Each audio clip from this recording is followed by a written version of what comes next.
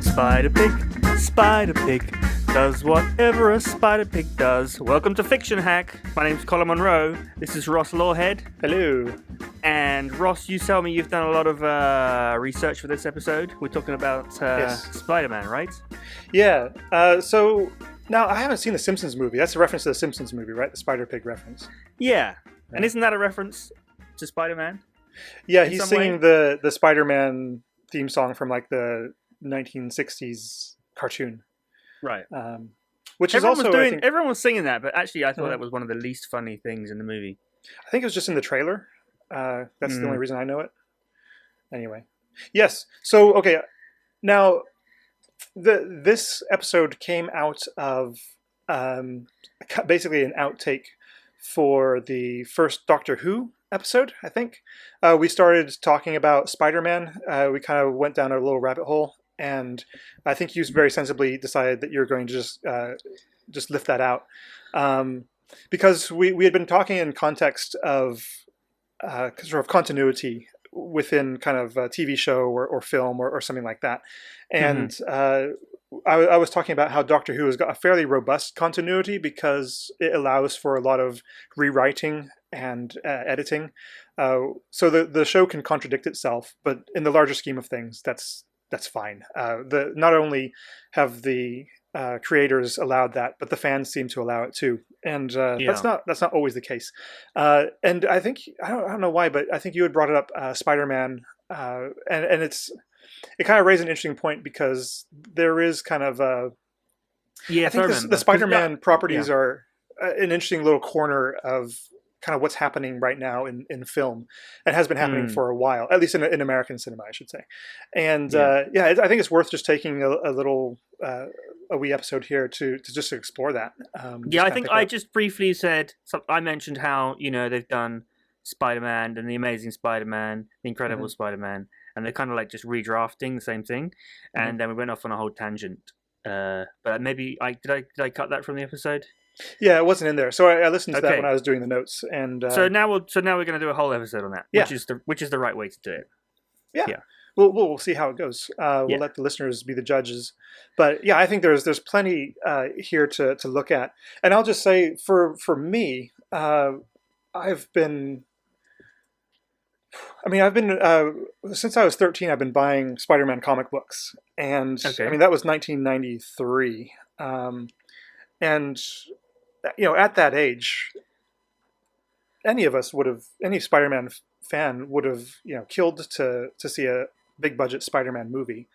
And it actually seemed impossible at that time as well. Not just because I had a little 13-year-old mind, but also because just the way the industry was working at that time. Not only was there absolutely no interest for superhero movies, but Spider-Man, although a well-known character, was never wasn't the first one that you would kind of tap to have a movie, because there've been Batman movies, there've been Superman movies, and it seemed more likely that a movie company would go back to that keep making Batman movies, keep making Superman movies, rather than try to branch out and look at a Spider-Man movie. Now, the other half of that is that DC, having been owned by Warner Brothers for quite a long time, they had Warner Brothers obviously is a movie production company, or they at least they own it, and so there were very few hurdles in the way of kind of rights and legalities in saying, well, we can make a Superman movie, because they had the rights. All they had to do was come up with a script and a director and a production team, all that kind of stuff. So what, Warner Brothers owns Superman, or did they own? But they own DC, though, right? So so they own DC Comics, and that will include anyone who's in the Justice League. So and that continues to today. So I didn't know Warner Brothers owned DC Comics. Yeah, for a while. I don't know exactly when I think it was probably during the 80s. So I'm pretty sure the original Superman movies were Warner Brothers, and the Batman ones certainly were the ones that started with Michael Keaton. So yeah, they've always had that, and they've done pretty well. There was the Flash, Wonder Woman, all that kind of stuff. There have been only a couple Marvel properties. I mean, the only one I can think of is that Incredible Hulk series with Lou Ferrigno and Bill Bixby back in the '80s, which is really good. Even today I think it holds up pretty well. Uh-huh. But I mean, apart from that, and they tried to get Daredevil in that one. They tried to get Thor, but Marvel is really up until what 15 years ago. There's almost nothing for Marvel superhero movies because they didn't have they weren't owned by a movie studio essentially. Right. So it was infinitely more complicated in trying to get not just people interested in it, but then to sort out kind of rights on top of that, because I think they were so desperate to get movies made and have to raise their profile onto the kind of national level or international level. They would just kind of anyone who was interested, who had any amount of money, could essentially buy the rights to a superhero of theirs, and so it would get a little complicated. And only now, we talk about the Marvel Studios and stuff. It's only since being bought by Disney that I think they were able to kind of break the logjam a little bit. Although, I mean, that said, there were these kind of outliers of the Marvel Studio system that kind of broke out of that mold. But then, we can talk a little bit more about that. They were only able to do that within a certain climate.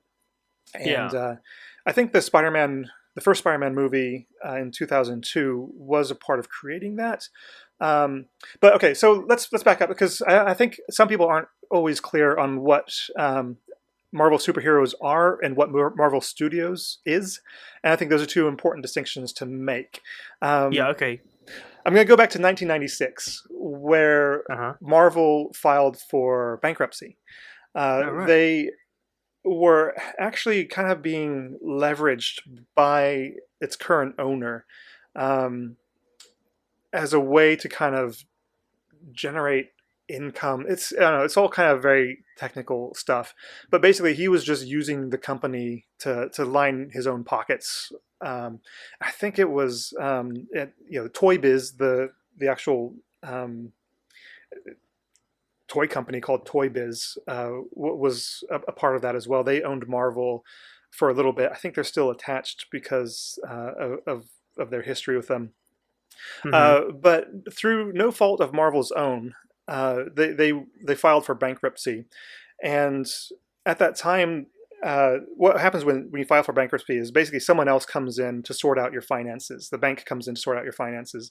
And one of the things that happened was that the rights for all these characters were up, and they'd kind of been in play for a while, but it was basically fire sale prices at that time. And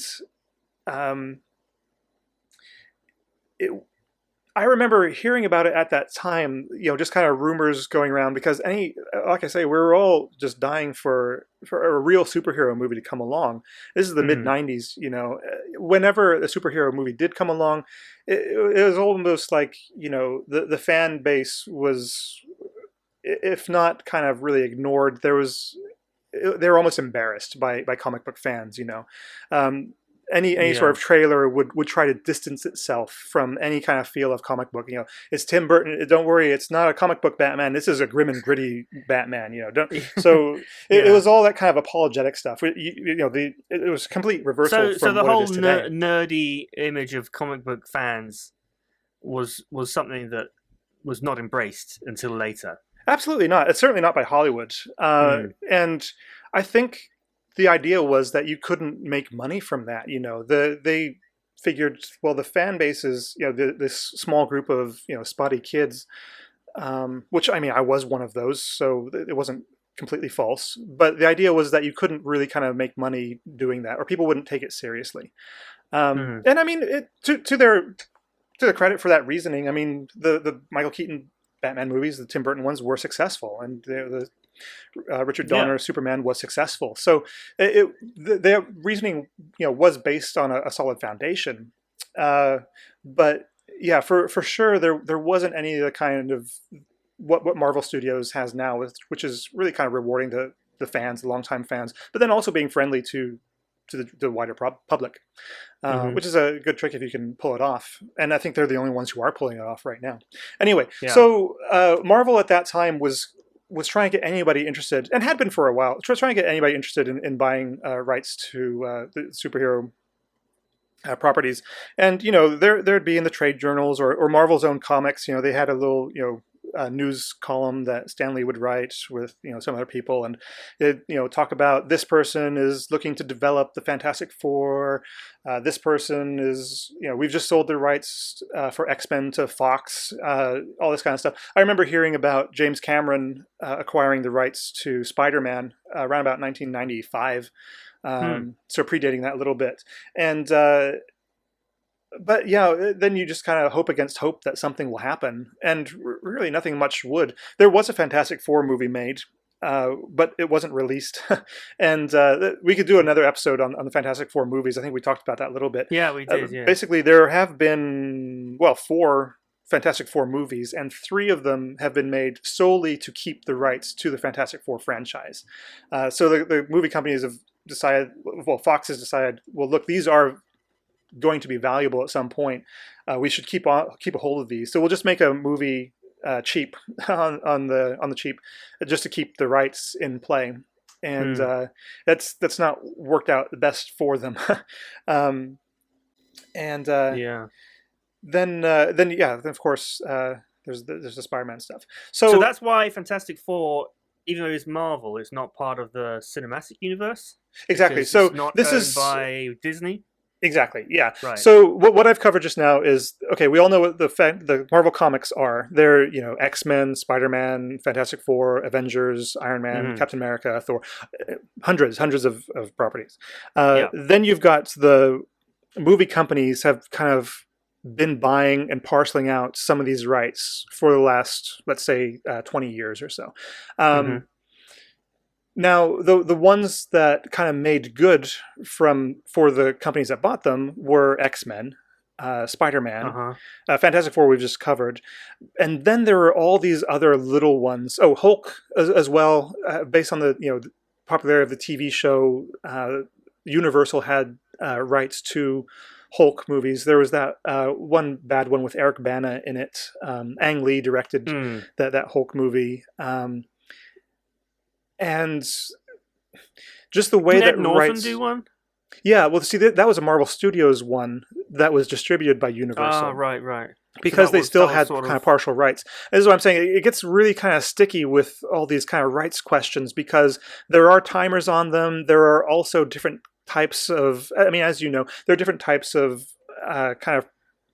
development rights kind of things. It's like, we'll give you the rights to, basically think about making a movie about Spider-Man, but after 7 years, if you've got nothing, if you haven't reached this stage by then we get those back and we get to sell them on, which is fair. But that's kind of what Fantastic Four and Spider-Man had been juggled for so long that it didn't look like there was ever going to be a real movie made of these things. And meanwhile, you'd get stuff like a Justice League TV movie, which wasn't very great.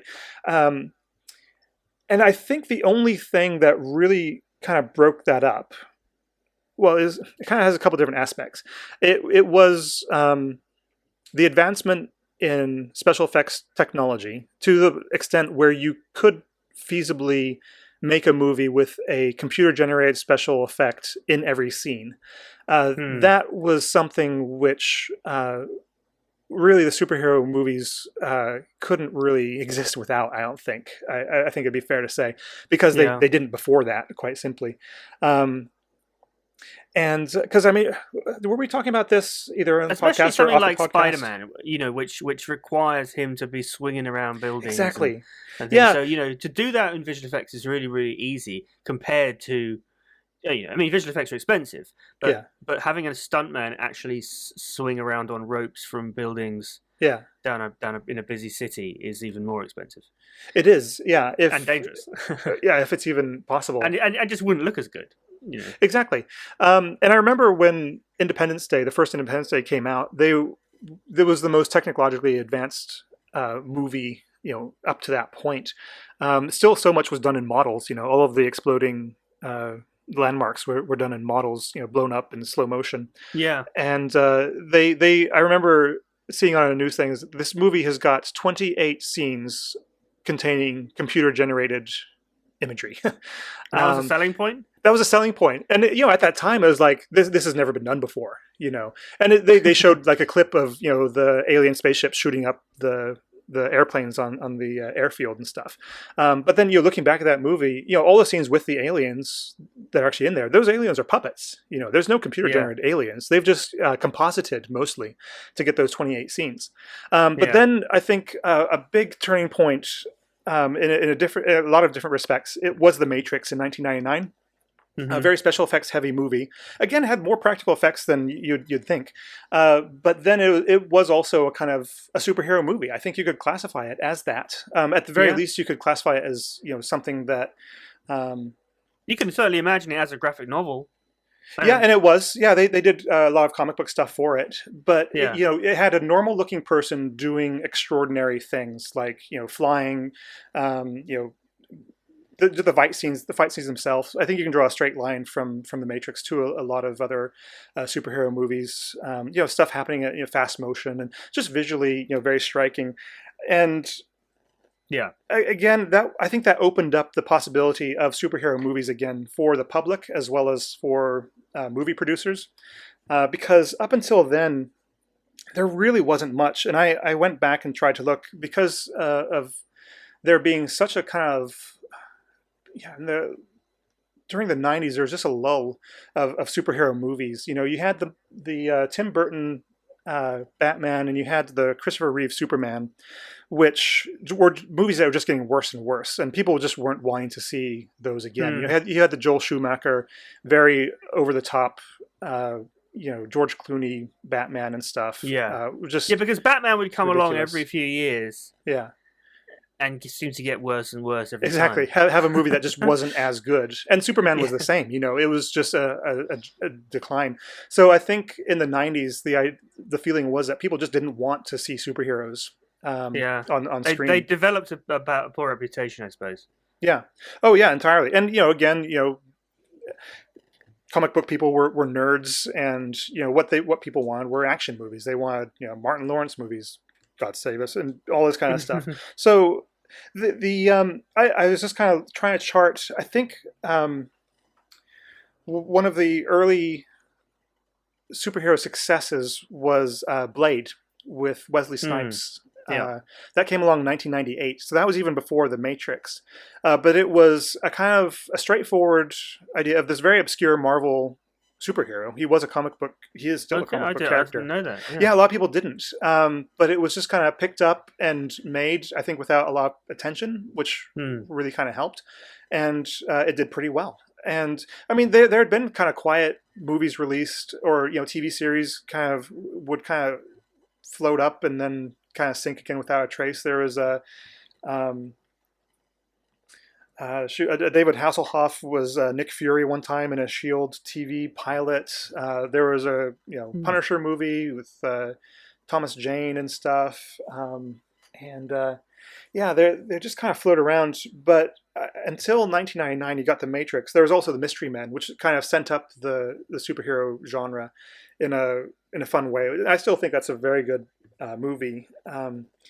That was kind of what opened things up. The next big, then in next year, 2000, we got two important movies. We got X-Men, the first X-Men movie, which was quite good. This is Bryan Singer directed. He came from Usual Suspects. That really shook things up, didn't it? Yeah, I think so. And looking at that now, I think it still holds up pretty well, but you can see that what they focused on was characterization because they didn't have such a large budget for computer-generated special effects. There were, they're used very sparingly within the movie and to good effects as well, to be fair. But, Joss Whedon wrote the script for that. And they hired some high-class, heavy-hitting actors. They weren't heavy-hitting, but they were... They were solid. They were serious. They were serious actors. Serious actors. They were both like it's like Ian McKellen and Patrick Stewart both have very Shakespearean backgrounds and things. They're not the kind of people at that time that you would think would be in a comic book comic book adaptation. You're right. So Yeah.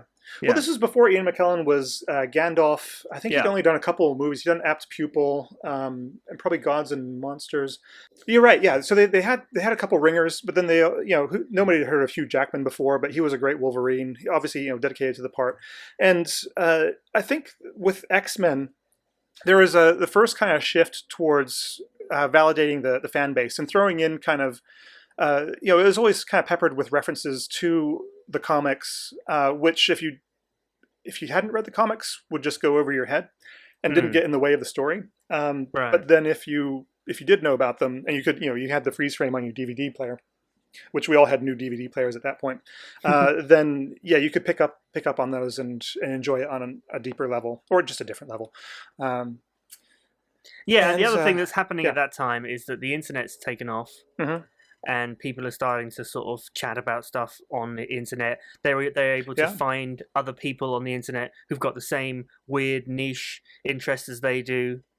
I think you're right. Yeah, I hadn't thought about that, but yeah, you're getting the kind of nerd culture growing in a lot of different areas. And yeah, whereas I think before, like in the 90s, like you were saying, if you were into comics, you were sort of alone in that. It was unless you had you might have met some people at the comic book store, or you might have had one or two friends, but not you'd have still felt like an outsider. It felt like you were talking to me personally just then. Like you might have had one or two friends, Ross, which is true at that time.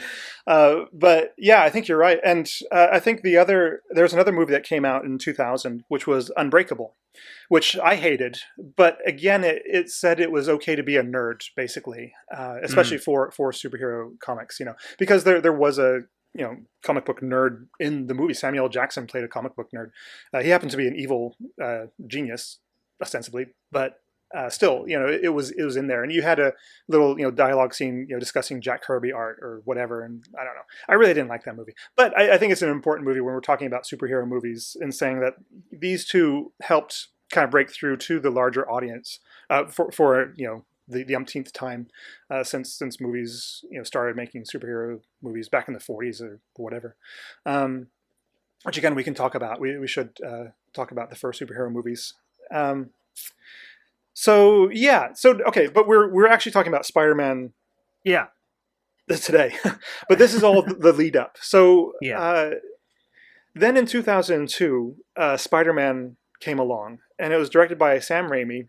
It had Tobey Maguire in it, Kirsten Dunst, James Franco. It had Willem Dafoe. These were, the Hollywood kind of elite making a big budget superhero movie. And I think this is really kind of the first movie that we can look at as being a modern superhero movie.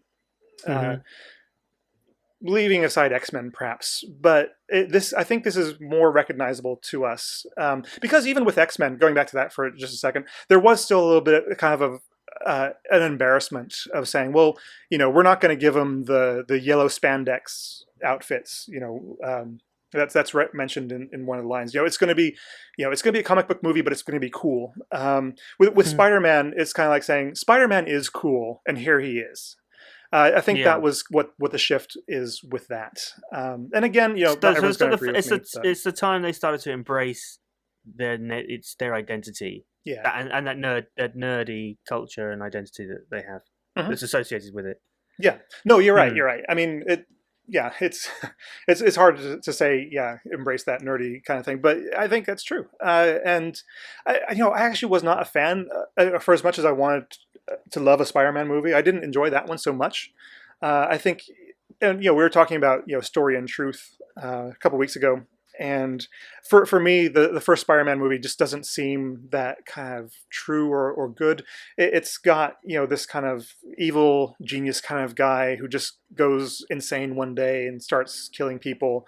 And I really didn't like at the end how Spider-Man had to kill him, or at least the movie makers had to contrive the death of the Green Goblin within that movie to kind of tie it up. I thought it should have had a better kind of message rather than well, here you can defeat evil if you got superpowers and you're willing to kill somebody or let somebody die at some point. And that's actually I enjoyed the second Spider-Man movie, Spider-Man 2, in 2004. a whole But lot this more. is still Tobey Maguire then. This is Still Tobey Maguire, yeah. not So the a second Spider-Man movie, 2 years later, just because it had a better ending. You know, it actually had Spider-Man confronting Dr. Octopus, appealing to his better nature, and then Dr. Octopus decided that he had to sacrifice himself in order to save everybody. I thought that was a much more positive message than, yeah, just jump around a bunch of times until a rocket, pierces somebody's heart, and then everything's fine. Yeah. Which is what the first one ultimately kind of says, if you're looking in terms of message and all that. So then, did they just do the two, or? So no, there was Spider-Man in 2002, Spider-Man 2 in 2004, Spider-Man 3 in 2007. That's the first Spider-Man trilogy. Those were all directed by Sam Raimi, who again, was a big draw in terms of validity for the franchise. It's the guy, he got his start doing the Evil Dead movies, and he's always had kind of a horror kind of following, and this is a time where he could cross over into becoming a mainstream kind of summer blockbuster movie director. And so by the time that third one had come out, then even the second one, they would be well into the Christopher Nolan Batmans as well by that point. Yeah, well, do you think that the Spider-Man, coming out sort of paved the way for that? I mean, it helps along with everything else. It's not Marvel. It would have been a completely different studio. But it's a sign. They're both movies that would be targeted to the same audience. Well, here's the thing. I mean, we're talking about superhero movies as a genre. Exactly. As you would talk about science fiction movies, or you talk about westerns or something else. And one of the scriptwriters for Doctor Strange, whose name I can't remember, said something pretty interesting recently in regards to, I think it was Batman versus Superman, and saying, or maybe it was Justice League, but basically he's saying, is like, were you guys glad that Justice League was a terrible flop, or maybe it was Wonder Woman? It's like, was it hard for you to see another movie studio doing a superhero movie as well as you guys? And the guy basically saying no. In fact, with Marvel Studios, the Marvel movies, they want DC to succeed and do well and make really good movies, because if people get tired of superhero movies, then they gotta shut up shop. It's game over for them.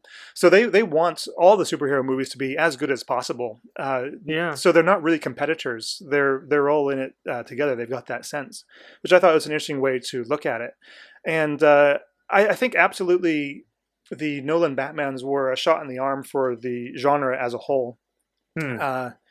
And hugely popular, very well made. I think we could do an episode on Dark Knight in the same way we did with Die Hard, because I honestly don't know if I like that movie or not. But you can't kind of fault, or you can't take away from just how much people love those movies. And I think DC has been coasting on their success for a while with the Zack Snyderverse.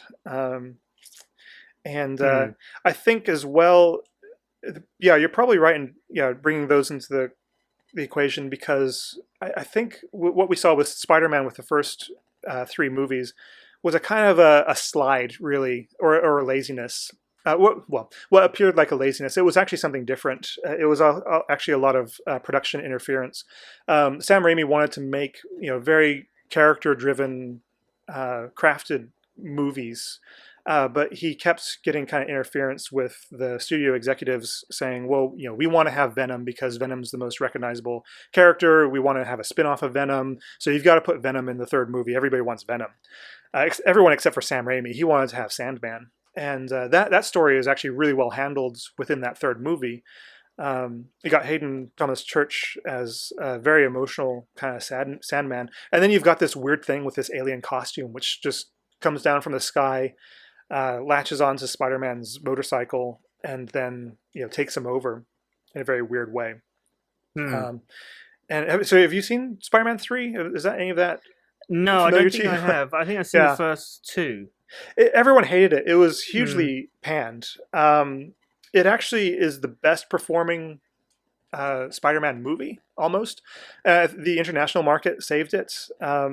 And we can talk about budgets and box offices in a second, because I think that helps kind of explain what's going on as well.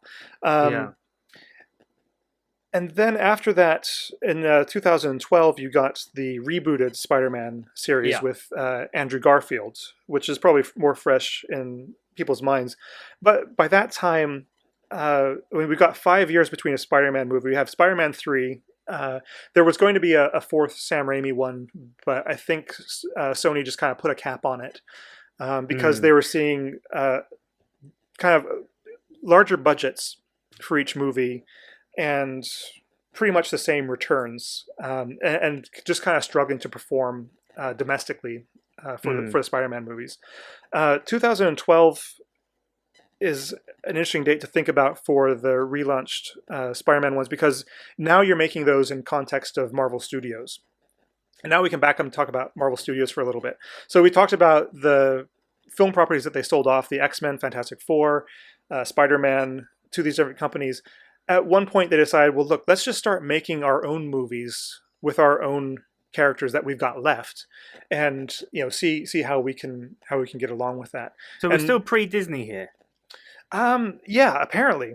So we've got Iron Man with Robert Downey Jr. being made by Marvel Studios, and Iron Man being a property that they couldn't get anyone else interested in. They just said, well, let's just let's get a director. Everybody says that Robert Downey Jr. should be Tony Stark, Iron Man, so let's just get him. And I think you can look at Iron Man. It's a very different movie than what you get now from Marvel Studios, which is all very kind of very thought out, very textured, very kind of it's got a certain feel. The first Iron Man I love because it's like, well, let's just get Robert Downey Jr. in front of the camera. Let's just shoot some film. There's a lot of that movie's success is that actor. And quite rightly so. He deserves all the attention that he needs for that. And Jon Favreau as well, being a director who can go with that. He's a very adaptable director. He's proven himself very well with special effects. And even then, you only have really 3 fight scenes in it, which are again come at the right time for it. So, and it was a great success. It was the very solid at the time. That was my second favorite superhero movie after the second X-Men movie, and that just went on to The Incredible Hulk with Edward Norton, as you were talking about earlier. That was released in the same year, 2008. And what they did with both of those movies, and now it's infamous, is to have the end of credits scene. That was something that they just kind of threw into the mix to say, well, if this works, then it'll be the best thing for us. If not, then everyone will just forget about it, and we can just You mean the Easter egg? It's not the Easter eggs. They're just the end of the credit scenes. I mean, you're probably talking about the same thing. Yeah, the Easter egg. It's so in Iron Man, it's Nick Fury coming into Tony Stark's apartment and saying, "We've got this thing called the Avengers Initiative," and then it ends. In the end of the Incredible Hulk, you've got William Hurt's character, General Ross, in a bar. He's failed in his mission to bring in the Hulk, and then Tony Stark walks in and says, "Hey, we're putting together a team," and then it cuts to black. Pretty much that. So they started to seed in these little cameos just to tie in a little bit their own properties. Instead of just saying, "Look, we're just going to make any movie that we can," they're saying, "Well, let's build to something." And again, if it sinks, then no one will remember. But if it works, then this is going to be fantastic. If it didn't work, it would have just been a nod to the comic books. Yeah, right. Yeah. And the comic books have been doing this since the 60s, existing in a shared universe. And so Marvel wasn't doing anything new for Marvel, but they were doing something that was very rare, let's say, in just in the cinema world. Yeah, because even now there's never been, well, I guess apart from maybe something like Bond, there's never been like that many movies made in the same universe, in the same, as all sort of part of the same franchise. Well, it happened once, and I like this because I actually put this on the chart for a future episode, because we're coming up to Halloween in a few weeks. We can talk about the Universal monster movies from the 30s, which the Bela Lugosi Dracula, the Boris Karloff Frankenstein, Lon Chaney Jr.'s Wolfman, the Claude Rains Invisible Man, all of that was the first shared universe, because you did get a crossover. And I won't talk too much about that, partly because I haven't done all the research yet.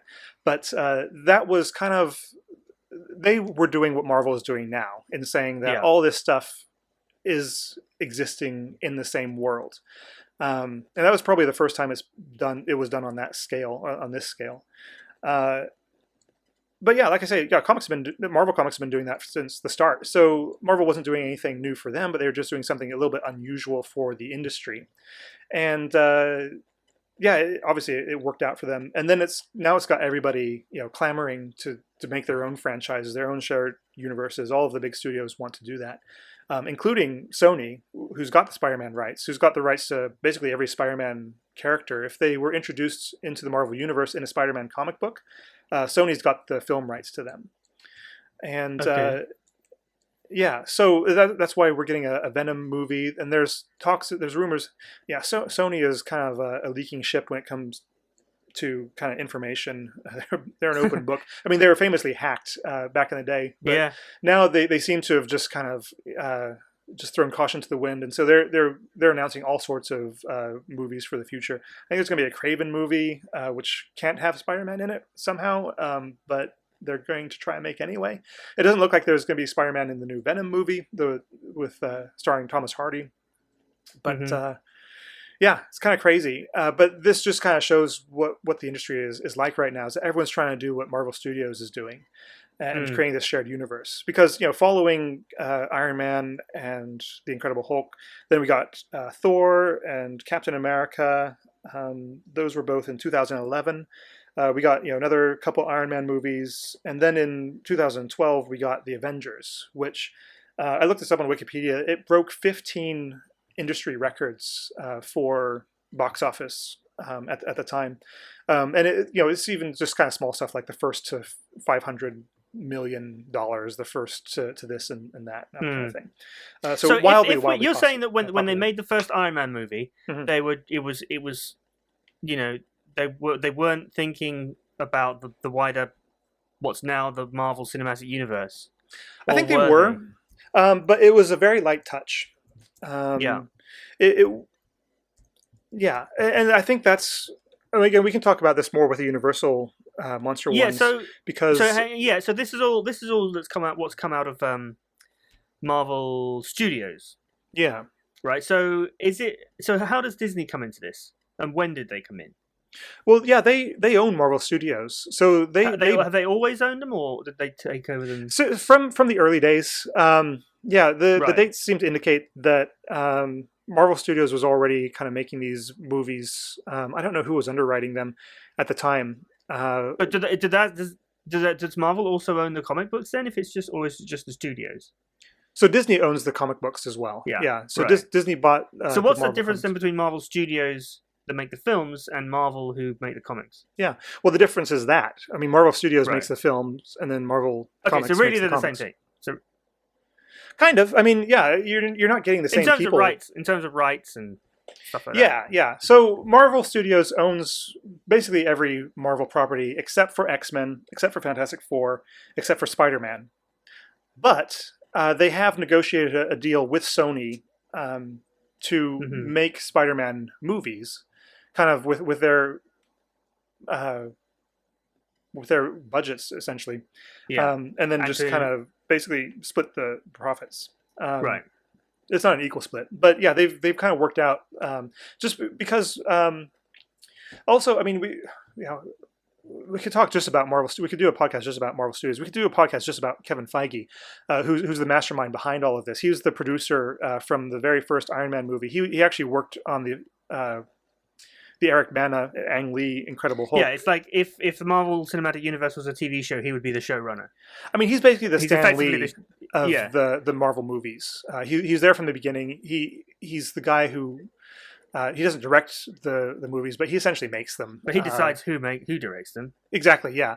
So I mean, he's not there on set shooting every day, but he's the one who decides what gets made, who's in it, and all that kind of stuff. And what direction the wider story goes. Mm-hmm. Yeah, suppose. exactly. Yeah. And he just loves making movies. You know, he's there. Um, I think it was bu- bu- bu- bu- bu- who's the director of the Guardians of the Galaxy movies. He said in a tweet recently that Marvel Studios, a lot of movie studios make movies to make money, whereas Marvel Studios makes money to make movies. Hmm. So their aim is just to make a good movie, and Yeah. they're focusing on the art and the crafts and just kind of making the best movie they can make, instead of approaching it from a lot of other companies saying, well, how can we maximize our box office take, um, which will get you, I think, different results, provably. But yeah, okay. So where have we gotten up to? So we've taken us to Avengers, and we Yeah. only kind of brought all this up because the Amazing Spider-Man movies with Andrew Garfield, Amazing Spider-Man and Amazing Spider-Man 2, were both released within this context of the Marvel Studios method, which is this wildly successful thing. And Hmm. both of those movies struggled to perform. They didn't underperform, but they struggled to perform. And I've pulled budgets and box offices for all of the Spider-Man movies. So we can just talk Okay. about those briefly. So the first Yeah. Spider-Man movie with Tobey Maguire had a budget of 140 million, and it took 400 million US and 800 million combined worldwide. So Right. another 400 million on top of that 400 million essentially. Hmm. So that's a solid hit. You're not Hmm. embarrassed by those numbers. Spider-Man 2 had a larger budget of 200 million, and it performed 375 million uh, domestically, and then 780 million combined worldwide. So again, another 400 on top of that. Now that's a little bit less than the first Spider-Man movie, and they made it for more. And also, when Hmm. we're talking in terms of budgets, as you're probably aware, because you're an industry guy, there's probably about for a movie like this, in terms of advertising and promotion before the movie comes out, you can basically double the budget. So Hmm. it'd be common to spend 100 million just on promotion as well. Hmm. So we're not looking at pure profit when we're talking about the box office takes. Yeah. Spider-Man 3, the terrible one that everyone hated, was 260 million. So again, the budgets are climbing, So it's doubled and from the first one, more than doubled from the first one, right? yeah, about doubled. Yeah. Yeah. So the first one 140, third one Oh, right. 260. Yeah, we're looking at just about an effective double of the budget, Yeah. and that performed at 336 million in the U.S. So that was actually the lowest of the three in the U.S. But the international market kind of saved it and bumped it up to about 890 is what the estimates are. So again, if you're a producer and you're kind of looking not just at the Spider-Man movies, but you're looking at if you're at Sony, you're talking about James Bond, Men in Black, or whatever else you've got coming out that year. You're looking at a franchise chain that is costing you more to make continually, and you're Yeah. seeing kind of less and less as it goes on. Yeah. So and then with 2007, you've got Iron Man and the Incredible Hulk about to hit the next year, and you've also so I think it became clear that it was a little bit unsustainable, or it was showing difficulties. It was kind of getting harder and harder to keep reaching those targets. And I think if Sam Raimi was on board to do a fourth Spider-Man, I understand, but I think the producers just kind of lost confidence in it. Hmm. But with a new invigoration of, like you were saying, the Christopher Nolan Batman Begins and The Dark Knight kind of coming along after that, uh, it was shown that there is still a market for the superhero uh, movies, because genres Yeah. die down after a little while, and Hmm. the superheroes one has been around for kind of a long time. To think about today. Yeah. So they're saying, well, look, we need to relaunch this these rights that we've got for the Spider-Man movies. We're going to lose them if we don't keep using the rights for a start. And also, if we if we make it a little bit more edgy, if we make it a little bit more kind of geeky, then we could probably revitalize this whole thing. So that's why you got the relaunch for Amazing Spider-Man coming along with Andrew Garfield in 2012. You still had about the same budget, so that one was clocked at 230 million. So it was just between 2 and 3, and that one did even worse than the third one domestically. So we got 230 million budget, and the box office was 262 million in the United States. And then we got it still got bumped up to about twice that internationally. So it made 757 million worldwide. It was kind of a disappointment. I think they made the next one just reflexively, almost, because everyone was still under contract. They cut the budget to 200 million, and again that performed at about 200 million domestically, and then it got down to 700 million worldwide. So again, it was just a very gradual slide. Now these aren't failures at all. Even forget what everybody says critically about them, whether you liked them or not. From a money point of view, which is what the studios care about, it was basically they saw this just kind of teetering on the edge. It wasn't too long before they could see a Spider-Man movie that was going to take less domestically than it was going to be made for, and that would be the disaster scenario. Then people start getting fired in that situation. So at that time, Marvel Studios was just going from strength to strength. They'd made the Avengers movie was made for 220 million, so about the same as a Spider-Man movie, and the box office take was 1.5 billion. So that was kind of in the stratosphere. Just a grand slam. Is that the global box office or just the US? Yeah, so that'd be worldwide. Okay. Yeah, 1.5 billion worldwide, and domestically. So 220 domestic, 220 million for budget, and 620 domestic, which made more money than any of the Spider-Man movies. But all and of of course, no, not all of them put together. Well, nearly the first two put together. So it made sense from Sony's point of view then I think they were receptive, at least, to exploring different ways to use their Spider-Man property, because artistically, as much as I love Spider-Man, the comic books, the movies just always left me cold, because they seem to just be kind of regurgitating the same story over and over and over again.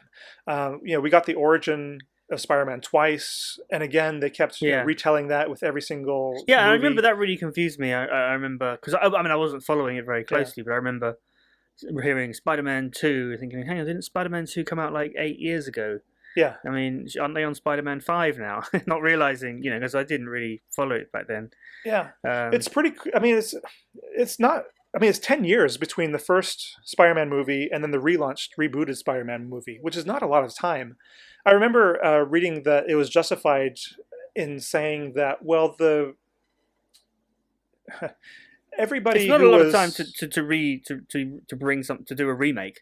It's not, but I remember them justifying at the time, like, everybody who was 13 when the first Spider-Man movie came out is 23 now, and everybody who was 13, who was 3 years old, has grown up kind of without seeing a Spider-Man movie in the theaters. So it's a whole new generation of teenagers. That's how they figured it. Yeah. Yeah, no, that's not really. Yeah. Yeah, I'm not sure I buy that right now. And so anyway, back to Spider-Man. Yeah, so they were, but it wasn't just that they were redoing the origin so much, but the plots themselves were kind of like, Peter Parker is at school, he's found someone who's a mentor, and the mentor goes crazy, tries to kill him, and so he has to die. There's some sort of science experiment that goes wrong. And this person is Electro, or this person is Sandman, or this person is Dr. Octopus, or this person is this. And it was very uninspired. There wasn't a lot of risk-taking with kind of, or just reimagining kind of what new direction we can kind of take the story. And so I think they, literally just kind of lost the plot. And with Spider-Man 2, you can almost see the Amazing Spider-Man 2, you can almost see the desperation. They've got an end credit scene, which is someone just walking through this kind of basement vault. And behind him, you see all of these little tanks. They call it the sequel vault sometimes. Or the spin-off vault, but it's got the Vulture's wings in one of them. It's got Doctor Octopus's arms in another one. It's got a fishbowl mask for Mysterio or something like that. And it's just basically saying like we're out of ideas, but here's everything we still own. And they were trying to build towards a Sinister Six movie, so an actual kind of a villain movie. After a third Amazing Spider-Man.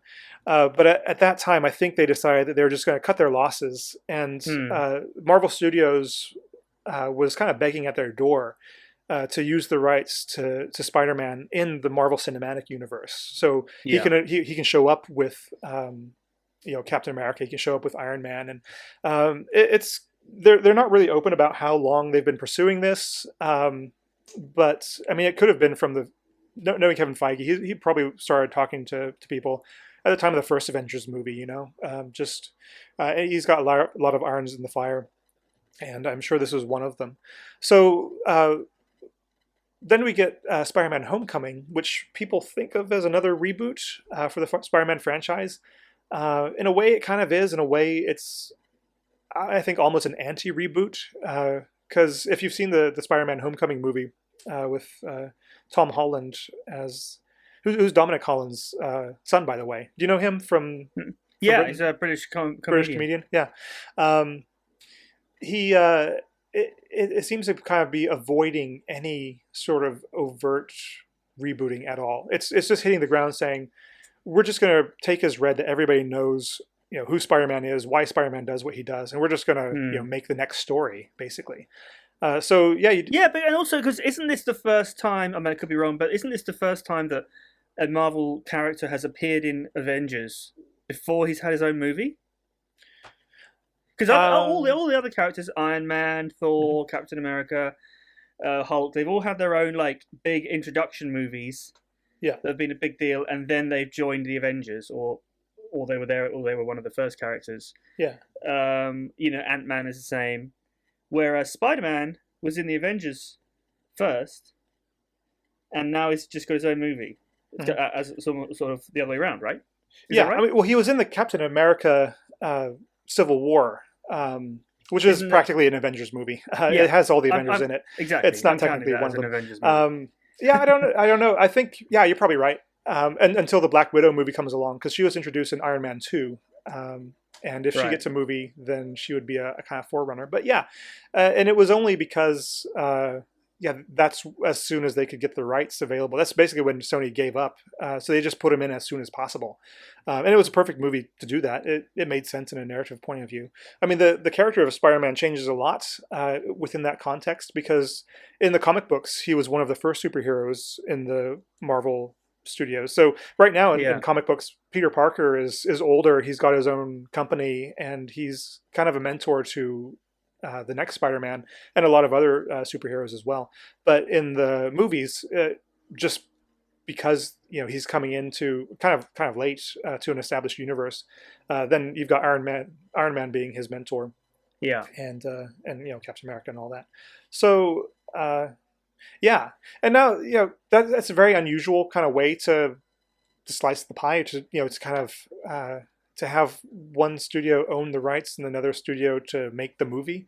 But it's actually a thing that they were trying to do with Hulk for years, and that's the reason why we haven't had another Hulk movie, is because Universal just kind of won't play that game. They don't want to go kind of halvesies, as it were. On another Hulk movie, so Marvel's just kind of like, well, okay, because they've got Hulk the rights. Can only be in an Avengers movie. He can't because be in his own movie. Yeah, he can't be in his own movie because Universal owns the distribution rights. I think this is it. I think I've got this right. Universal owns the distribution rights to everything Hulk, but Marvel owns the character, and so they're able to get around that for the first movie. They're able to play nice. And I think Marvel's being a little bit intractable as well. I don't think it's just that Marvel. I mean, Mark Ruffalo went and said, yeah, Universal. The reason we're not getting another Hulk movie is because Universal doesn't want to make money, and I think that's kind of true to one extent. But also, I think it's true to say that Marvel Studios doesn't want anyone else to have creative control over the properties that they own now. And I can't really blame them because they're doing so well with keeping those and making those movies. So yeah. So and they seem to have a wider vision for it as well, rather than they do. Yeah, beyond just the individual movies. Yeah, and the movies are just going. They're still going gangbusters. There hasn't been a flop yet. There hasn't. We haven't seen in the way that we saw with the Spider-Man movies this kind of gradual decline. Every time a Marvel movie comes out, it's kind of headline news. You've got Black Panther, you've got Infinity War, and Ant-Man 2 didn't really impress me, but again, it didn't disappoint any shareholders. So and until we see a real decline in quality, then I think this is kind of what we're gonna go with. There's going to be a new Spider-Man movie coming out next year. Was it Long Way From Home? Spider-Man Long Way From Home. So where are we now then with this current Spider-Man? So he's been in how many Avengers or other? So he's been in Captain America 3, the Civil War one. He was in his own one, Spider-Man Homecoming, which I think is definitely an overt reference. If you think about that title, I mean, it plays on the American high school concept of the homecoming thing, which I didn't go to high school. I have no idea. You know what? I tried to ask my wife, and I couldn't wrap my head around it. I'm sure she explained it adequately, but I don't know. It's some high school thing where it happens at the start of the year. There's a football game, and from the movie and from Buffy the Vampire Slayer episodes, I guess there's a party as well. But I also like that Homecoming also works on that other level of saying, Spider-Man has come home to Marvel Studios. Right. He's part of our gang now. So we've got Captain America 3. We got Spider-Man Homecoming, his own solo movie. And then we've got he's in Infinity War as an integral character. We've got the Far From Home coming up next year. He's going to definitely have to put in an appearance in Avengers 4. And then I'm sure there's probably going to be a third solo movie to kind of cap it off, and probably another appearance in another Marvel movie of some sort. I'm not really. No one's really sure how the contracts are written right now, but it seems to be that you're signed up for 3 movies if you're the central character, and then you're signed up for 3 more appearances in other movies that they might need you for, like the Avengers or something like that. So that would apply to a Doctor Strange or an Ant-Man. So you can almost go ahead and tick them off. Well, Doctor Strange has had 1 of his own movies. He's had 1 appearance in an Avengers movie. Ant-Man's had 2 of his own movies. He's had 1 appearance in the Civil War as well, but they're took him out of the Infinity War so he can be in the next Infinity War, so they can keep him again. So these guys are thinking like 10 years in advance with the slate that they've got, and it seems to be working. So anyway, so that brings us up to next year. Is that any clearer at all with how this kind of stuff works? Or? Yeah, so it's interesting how the kind of what's going on behind the scenes with the different companies owning the different rights has affected the stories and what we, because as consumers we see these reboots, and it's a little bit confusing as to why they keep doing that. But it's interesting when you understand. Well, you've got Sony Pictures as the studio that just is dying to compete on the level of a Disney or Fox Studios or something like that, and I think everybody's trying to run to keep up with Marvel right now. And this is just kind of the way. I mean, we could talk again, another episode about Sony Pictures, because I think that's kind of funny as well. But great. Anyway. Okay, well, that's been very interesting for this episode. Okay, I hope so. As ever, you can find us at fiction-hack.com. Yep. And you can, if you've got any comments, if we've made any mistakes in this episode, let us know on Twitter with the hashtag #FictionHack. Yep. And you can be followed on Twitter, can't you, Ross? Yep, I'm at Ross Lawhead. That's all one And word. I'm at Colin_Munro. That's MUNRO. Yep. Or just use the hashtag FictionHack and we'll find you. And And check out the website. Check out the website. Yeah, I said the website first. spend a lot of time on the notes, and so that's got all the information, all the corrections, and everything, and where to find all of my information sources. I cite those in the notes as well. And I don't know what we're going to talk about next week. Possibly Doctor Who, and then we're going to go into maybe some Halloween-themed episodes as well, with like Universal Monsters and Dracula and all that kind of stuff. Great. We'll see you next time. The X-Men feature. Bye-bye.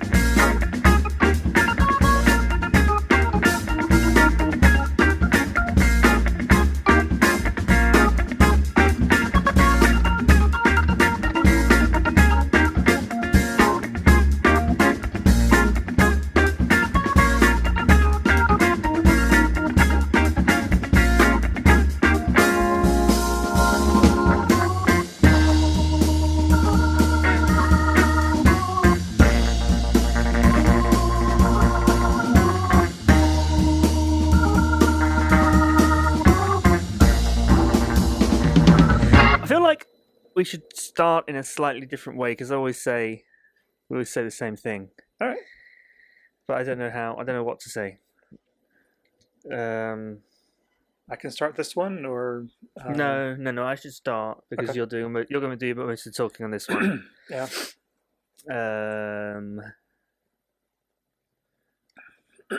But yeah, I don't know what to say. You can take a minute. I'll just start normally. Look, I'll count to 20 in my head, and then I'll tell you when you should start, and then we'll go for it. Okay.